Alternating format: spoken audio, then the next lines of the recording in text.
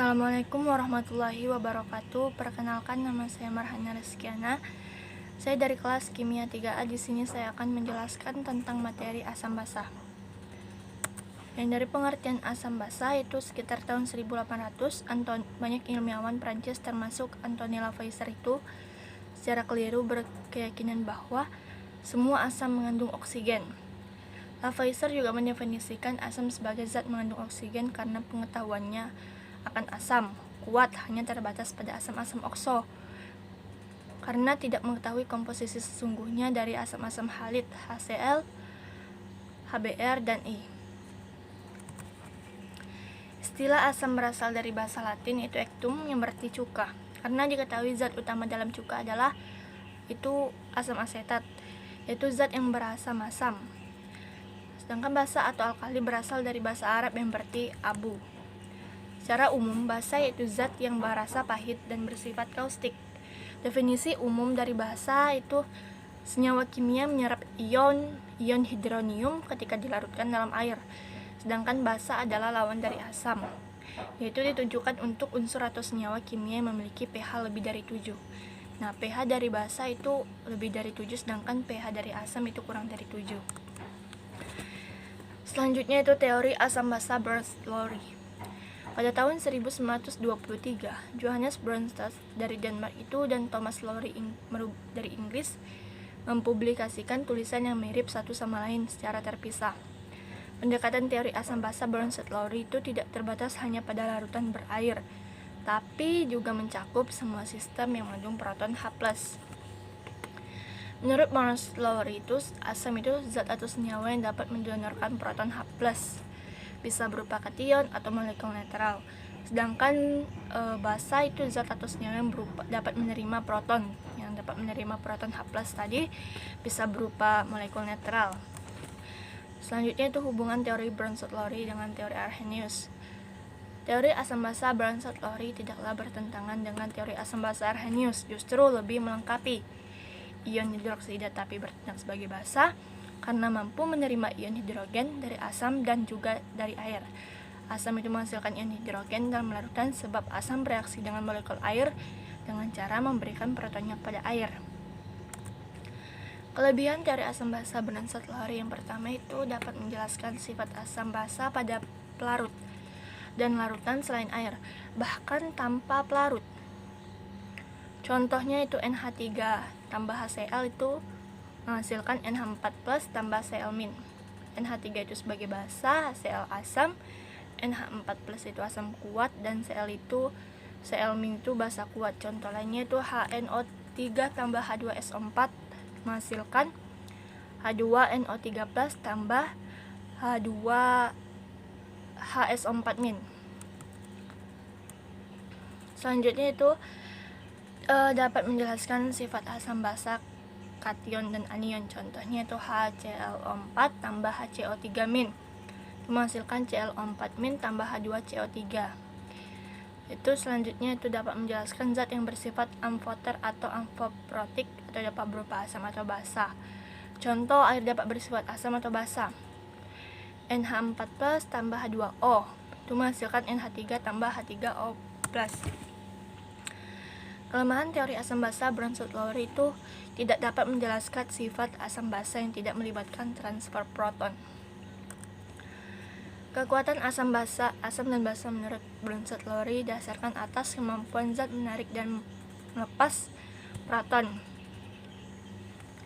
Asam kuat itu mudah melepas proton, asam lemah sukar melepas proton.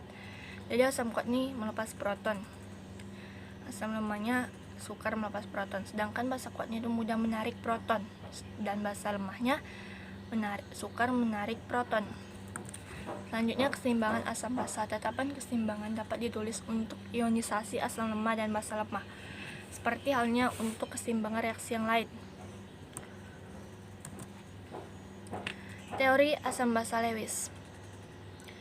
Pada teori asam basa Arrhenius tidak dijelaskan berlaku asam basa dalam larutan tidak berair, dan pada teori asam basa Bronsted-Lowry itu tidak diterangkan akan adanya sistem yang tidak terprotonasi Menurut Lewis itu pada tahun 1923 mengemukakan teori asam basa dalam buku Thermodynamics and the Free Energy of Chemical Substance. Menurut Lewis, asam yaitu zat atau senyawa yang dapat menerima pasangan elektron bebas dari zat atau senyawa lain untuk memberikan ikatan baru. Sedangkan menurut Lewis, basa itu zat atau senyawa yang dapat mendonorkan pasangan elektron bebas dari zat atau senyawa untuk membentuk ikatan baru.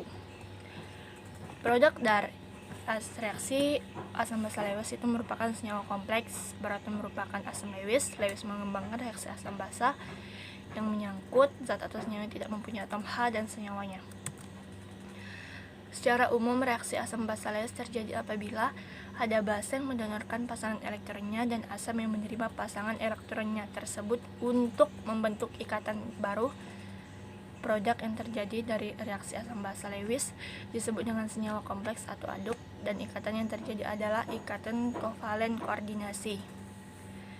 Contoh sederhana dari reaksi asam basa Lewis adalah reaksi pembentukan ion hidronium dan ion amonium. Basa Lewis. Cara terbaik untuk melihat hubungan basa Lewis dengan basa Bronsted-Lowry itu dengan cara melihat apa yang sebenarnya terjadi pada saat basa Bronsted-Lowry menerima ion hidrogen. 3 basa Bronsted-Lowry yang akan kita tinjau adalah ion hidroksida, amonia, dan air.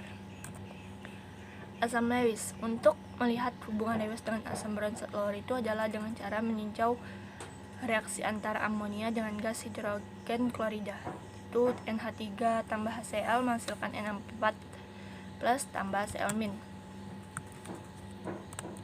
Kelebihan teori asam basa Lewis itu dapat menjelaskan sifat asam basa yang tidak melibatkan transfer proton. Kedua, itu dapat menjelaskan sifat asam basa oksidasi asam dan oksida basa.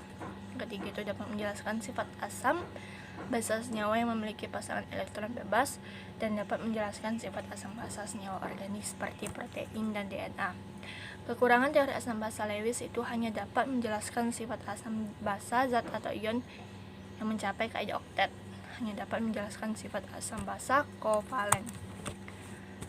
Asam basa lunak keras. Asam basa Lewis diklasifikasikan menurut sifat keras dan lunaknya. Logam dan lingkungan dikelompokkan menurut sifat keras dan lunaknya berdasarkan pada polarisabilitas unsur yang pada akhirnya dikemukakan satu prinsip yang disebut hard on soft acid base HS atau HSAB. Selanjutnya itu titerasi asam basa. Titerasi adalah suatu metode penentuan kadar konsentrasi suatu larutan dengan larutan lain yang telah diketahui konsentrasinya. Larutan yang akan ditentukan kadarnya disebut sebagai analit dan biasanya diletakkan dalam Erlenmeyer. Sedangkan larutan yang telah diketahui konsentrasinya disebut sebagai larutan sintesis atau titeran dan diletakkan dalam buret. Jenis-jenis titerasi asam basa itu titerasi asam kuat basa kuat, titerasi asam lemah basa kuat, titerasi basa lemah asam kuat, titerasi basa lemah dengan asam lemah. Demikianlah ingin dapat saya sampaikan, lebih dan kurangnya saya mohon maaf. Wassalamualaikum warahmatullahi wabarakatuh.